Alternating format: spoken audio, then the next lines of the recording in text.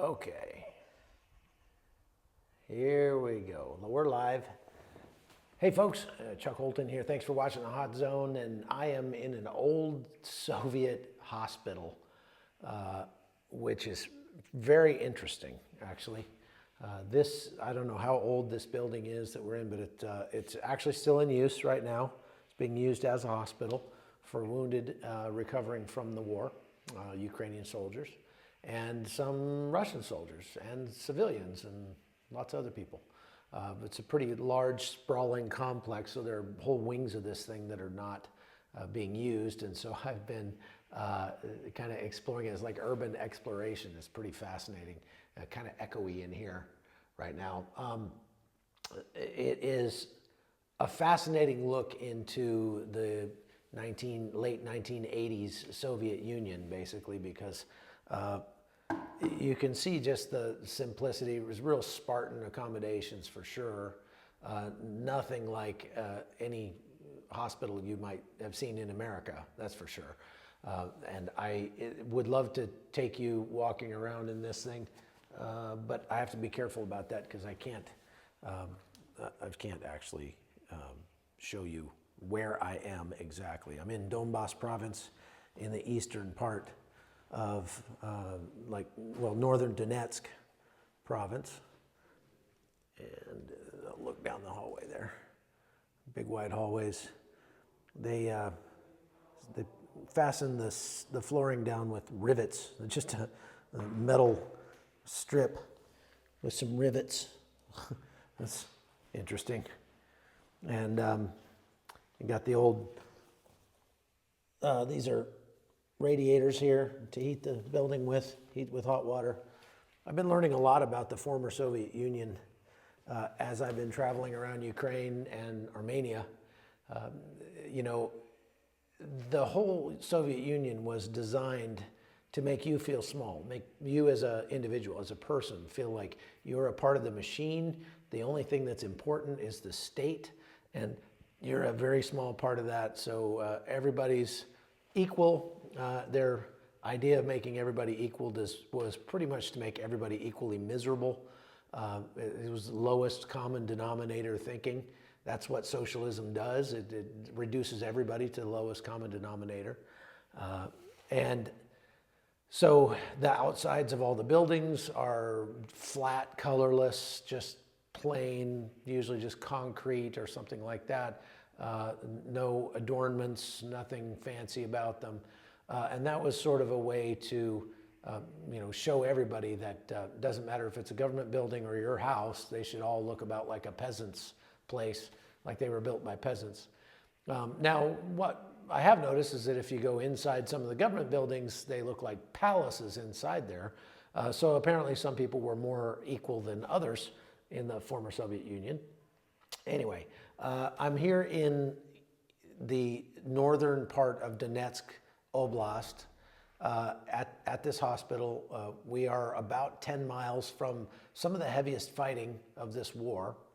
And we are touring today around to see some of the places where there have been strikes in this area over the last several weeks. I'll just share with you some of my feelings, some of what I've seen here. Again, I will be airing a lot of the footage from this on newsmaxtv.com. When I do live hits, I'm doing a live hit here at 12:40 p.m. Eastern. So I've got just a few minutes before I have to leave to go do that. But I wish there was a way while I'm doing a live broadcast like this that I could just put in some of the video that I've seen, but I haven't figured out how to do that yet. I don't know if that's even possible. If you can think of a way that it would be possible to do a live broadcast and add B-roll at the same time, let me know. Anyway, we went around as the sites of several missile strikes. Fortunately, this town that we're in we're not close enough to the front line. They have not gotten in range yet of Russian artillery. So the Russians have a limited amount of rockets. And their rockets, they have a lot of them, but they are limited, and this is a big country, and they've been using them now for 107 days to pulverize parts of this country. And so the rockets can hit just about anywhere. I mean, if you're in Ukraine, you are in range of Russian rockets, and you could get hit by one of those rockets. But then there's actual artillery, which has a range of maybe up to about 40 kilometers, 30 miles, something like that. There are some instances, some types of artillery that'll go farther than that, but they don't have a lot of those, if any. The majority of them are, I would say, within 10 miles is where you really get into the majority of their artillery range. And when you do that, they will pound you into dust because they have a lot of artillery ammo. That's their primary way of conducting war. Is kind of a World War I, World War II mindset, trench warfare, bomb the crap out of the enemy, and when there's nothing left but dust, then you can just roll in there with your tanks and no problem. Fortunately, where I am sitting now is not close enough to have gotten within range of the artillery, but I've talked to some of the wounded soldiers here at the hospital today and asked them what they saw out on the very front lines, and they said, man, for every one round that we fire at the enemy, they fire 10 rounds back at us. They've got so much ammo. And that's part of the problem. I asked these guys, how long is this war going to continue, do you think? And they say, man, if we had what we needed, if we had the ammo we needed, this thing would be over tomorrow. We just are not able, we don't have the capacity to keep up with these Russians. And even with what they do have, the Ukrainians are much more accurate. They're much more precise with their strikes, and so they're highly motivated. So they are holding off the Russians. The Russians have not been able to advance, even though they are focusing their combat power really on this one spot here, just a very short area of the front line. All of their offensive push, all of it that they possessed is right here. All the pressure they can mount is right here in this area. And while we can hear the fighting off in the distance, hear explosions now and then, they have not been able to really advance much at all. They have not taken Severodonetsk. They've encircled it almost. There's about a 20-kilometer space left that it can get in and out, get supplies in and out. But that has not changed a whole lot in weeks and weeks. So here we are, the second largest military in the world, the Russians, supposedly, but it's the second largest World War I, World War II military in the world, and so they are not able to make much in the way of advances. But where they are able to use their artillery, they are chewing up the front lines. It's got to be absolutely hellish out there. We had some wounded come in today, several loads of these guys that were just pulverized practically, just blown to bits almost. Really terrible stuff. And these guys are valiantly fighting, even with the wounded coming in here. They're in very high spirits. They fully expect to win. They have no doubt that they will prevail in this contest eventually. And how long it takes is just a matter of how much ammo they can get here the quickest. Now, keep in mind that the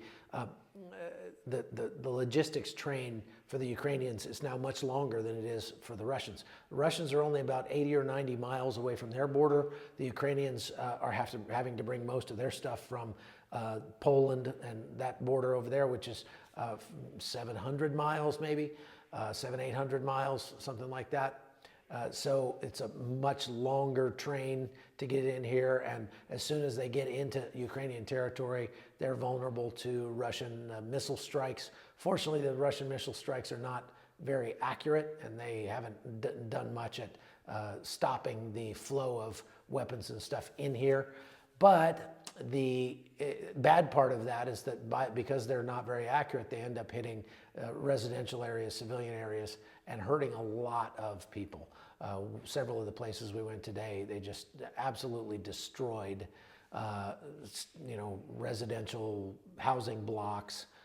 One village we went to, there was a crater that you could have almost put an Olympic swimming pool in, and it was probably 30 feet deep. It would have made an amazing fish pond, and it was right in the front yard of this, peasant's house, this poor farmer lady who had lived there her whole life. She's 68 years old, and her house was all but destroyed. She was still in there trying to pick up the pieces, trying to, find something worth salvaging in the wreckage. But she was actually in the house when the bomb landed at 4:30 in the morning, and that caved the roof in on top of her. Her neighbors had to come and dig her out. We've heard that story several times already. But she survived, and she was like, well, I'm just going to have to pick up the pieces. Yeah, Slava Z Force, how about screw you? So I love these Russian trolls that come on here. Do you really feel good about defending the Russians after what I just said? A 68-year-old woman who did nothing to anybody, who is, her biggest concerns in life were how many rutabagas she was going to grow this year. She's done nothing to anybody, absolutely innocent. And she had a freaking missile land in her front yard from a ship. Now, first of all, from a moral standpoint, I'd like you to try to make a moral case for why that's okay. Okay? Go ahead. Try to convince me that it's okay to bomb civilians who have nothing to do with anything. Okay? You want to talk about Nazis? How about screw you? There's no Nazis here. I've been all up and down this border. You're not seeing Nazis. Okay? And the people here are like, Nazis? What are you talking about? There's more Nazis in Russia. There's probably more Nazis in the United States. How come Russia is such a coward that they don't want to denazify the United States if they're worried about that? I've seen more Nazis in Germany than I've seen here in Ukraine, in my experiences, in my travels. How come the Russians are such cowards? They're not attacking Germany to denazify Germany. Bunch of cowards. So tell me about why that's a good thing that Russia is, it's okay. Yeah, glory to Russia. How about screw you?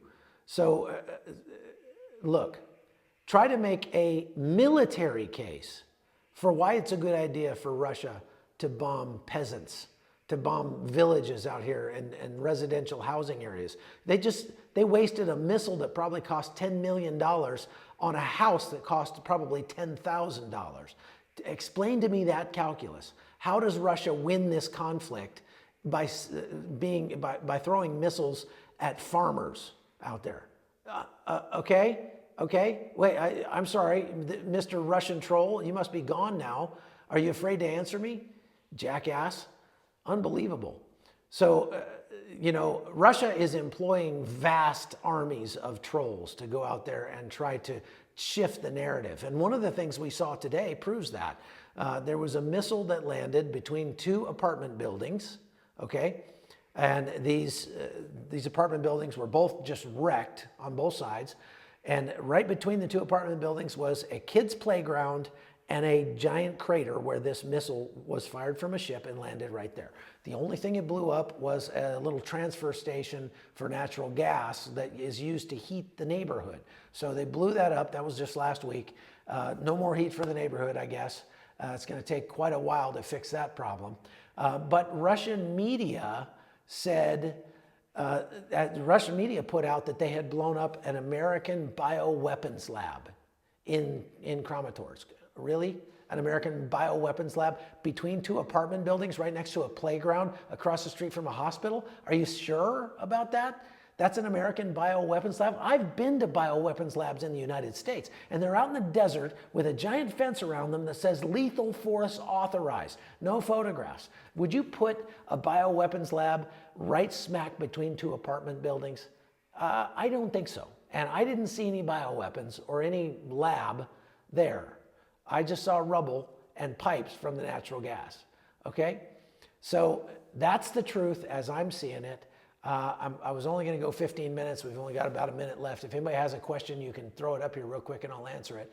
And then I gotta go. But bottom line is the Ukrainians are doing very well out here. They're in high spirits. And we are about as close to the fighting as we need to get, really, right now. A war like this, you don't cover. You don't go right into the fighting because you're going to get blown up. I will be here for several days, and then we'll go down south and see the counteroffensive that's taking place down there. The Ukrainians are pushing the Russians back from their positions that were coming up toward Mykolaiv from Kherson, and there may come a time in the near future when the Ukrainians retake Kherson. That's a town of 300,000 people. So yeah, the Russians are now starting to call for peacekeepers to be brought in from the cooperative, what do they call that? The Collective Security Treaty Organization. That's their version of NATO, which is kind of silly. You're going to send peacekeepers in here? How about just the Russians leave and there'll be peace? That's all it takes. All right, folks, that's all I got. Thanks for watching the Hot Zone. You can follow me at chuckholton.locals.com. You can donate there. We'll send whatever money you send to us. We'll try to help people out here when we get a chance to do it, and we'll show you how it goes. So thanks for watching. I'm on my way out. Watch newsmaxtv.com, and I'll be out live here in a few minutes. We'll see you.